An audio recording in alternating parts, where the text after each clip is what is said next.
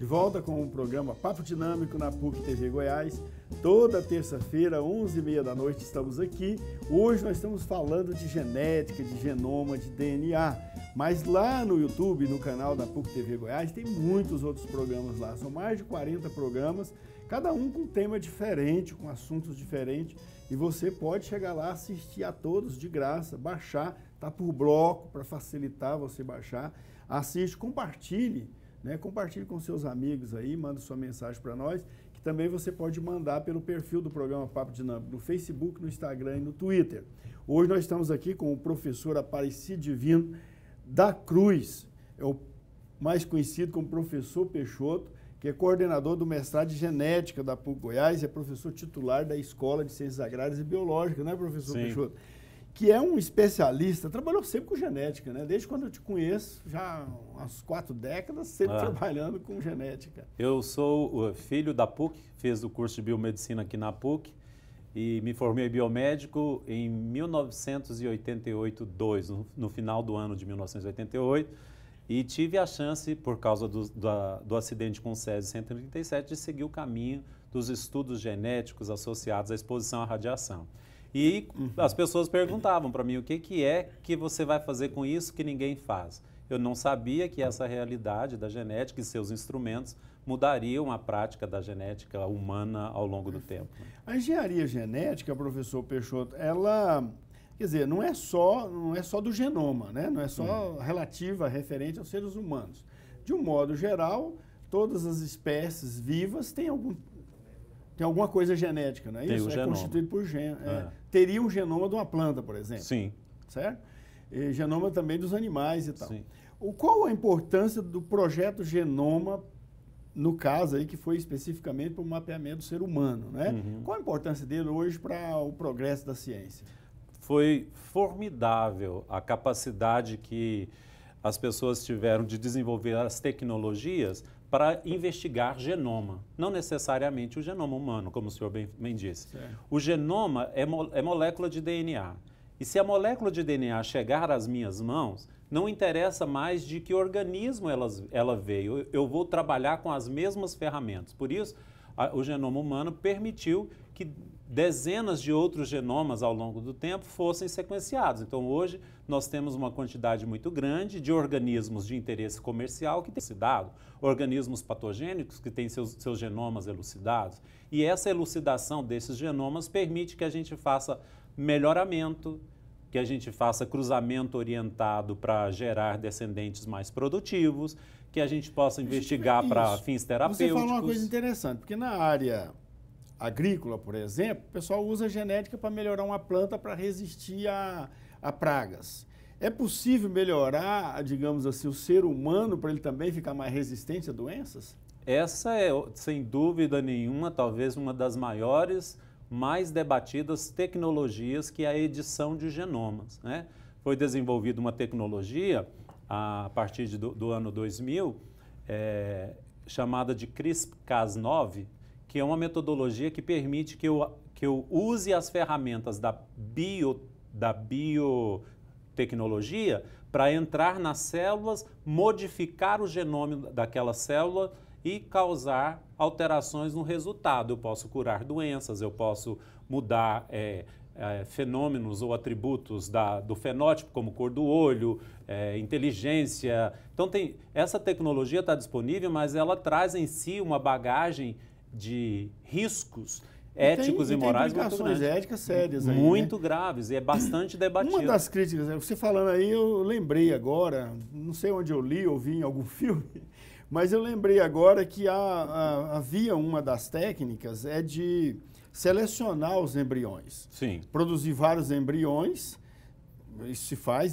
no mundo animal, mas sem maiores consequências éticas. Mas entre os seres humanos era complicado, porque tinha vários embriões e aí fazia a fecundação de um embrião que se apresentava melhor e os outros eram eliminados.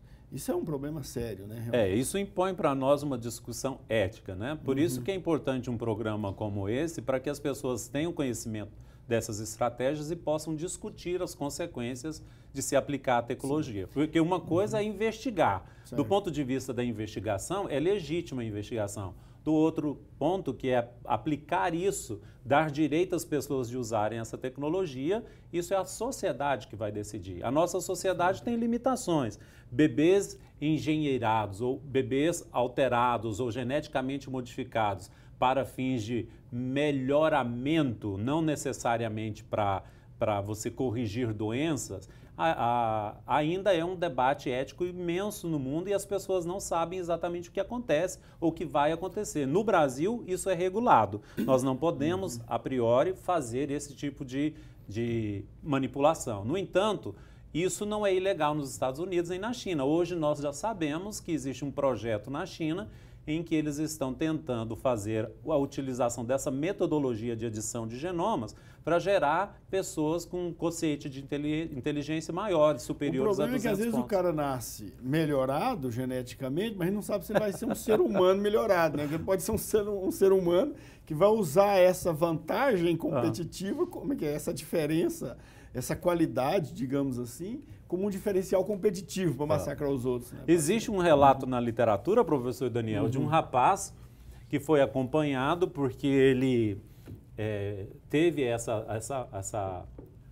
seleção, nem foi por edição de genomas, foi por seleção, um banco de espermas de pessoas muito inteligentes foi utilizado e gerou no mundo um pouco mais de 200 pessoas com quociente de inteligência um pouco mais elevados. Quando essa coorte foi acompanhada, eles perceberam que nem todos tinham a inteligência mais elevada, mas de fato tinham 5 ou 6 ali naquele universo que estavam muito acima da média. E aí eles entrevistaram só um decidiu falar, e ele disse assim, ele tinha um quociente de inteligência de 180 pontos, né, e a média está em 100 pontos, acima de 130 já é uma inteligência um pouco mais avançada, mais visível. A minha chega a 135. Oh, então, nós estamos na frente de um gênio. Estou brincando. Professor. Nunca medi, não. Então, a gente tem essa medida e o rapaz disse assim, olha, o que aconteceu na vida dele?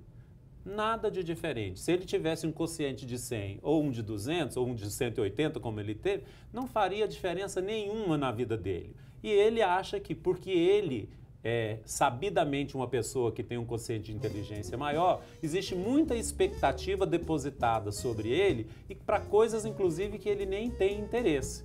Aí perguntado para ele o que diferenciou então aquilo, ele disse minha mãe, porque minha mãe capitalizou em cima disso e me apresentou em televisão, em programas de televisão e ganhou bastante dinheiro me capitalizando. Mas no fundo, ninguém nunca me perguntou se eu gostaria de ser esse indivíduo com esse quociente de inteligência.